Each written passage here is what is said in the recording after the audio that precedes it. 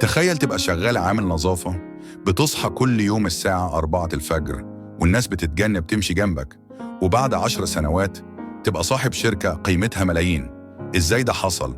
دي مش قصة فيلم، دي قصة حقيقية، وقصة الشخص ده هتلهمك تغير حياتك من النهاردة. في حي شعبي صغير في شاب بسيط اسمه محمود، ساكن في غرفة واحدة مع أمه وأخوه الصغير. أبوه توفى من زمان واضطر يسيب المدرسة وهو عنده 14 سنة علشان يشتغل وينفق على البيت.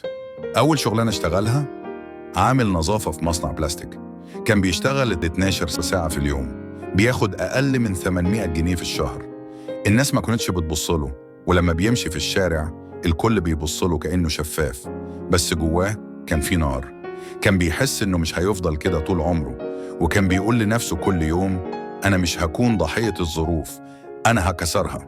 في يوم وهو بينظف أوضة الاجتماعات في المصنع، سمع صدفة حديث بين 2 مهندسين بيتكلموا عن كورسات التصميم الصناعي. حس إن دي أول مرة يسمع عن حاجة فيها شغف. قرر يدور على النت عن الكورسات دي، ولقى كورس مجاني على يوتيوب. بدأ يتفرج عليه كل ليلة بعد الشغل رغم التعب والنعس وقلة النوم. كان بيذاكر من على موبايل قديم وبودنه اليمين بس، لأن السماعة الشمال بايظة. بعد 8 شهور من الدراسة الذاتية قرر يعمل تصميم بسيط ويبعته للمهندس كان بيتابعه على لينكدين. المهندس رد عليه وقال له: اللي انت عامله ده جامد جدا، انت متأكد انك مش خريج هندسة؟ ومن هنا بدأت الرحلة تتغير.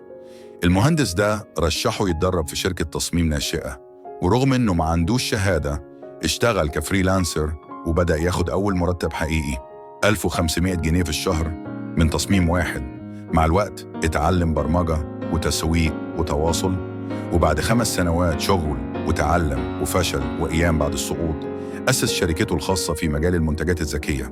النهاردة محمود بيشغل 25 موظفاً، 4 منهم من نفس الحي اللي ولد فيه، وبيزور مدارس حكومية علشان يحفز الطلاب إنهم يصدقوا في نفسهم حتى لو الدنيا ضدهم.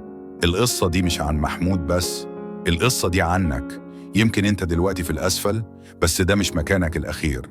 البداية الصعبة مش معناها نهاية فاشلة. القرار في إيدك، تكمل في اللي انت فيه ولا تبدأ الرحلة اللي ممكن تغير حياتك للأبد. القرار في إيدك، يلا يا بطل.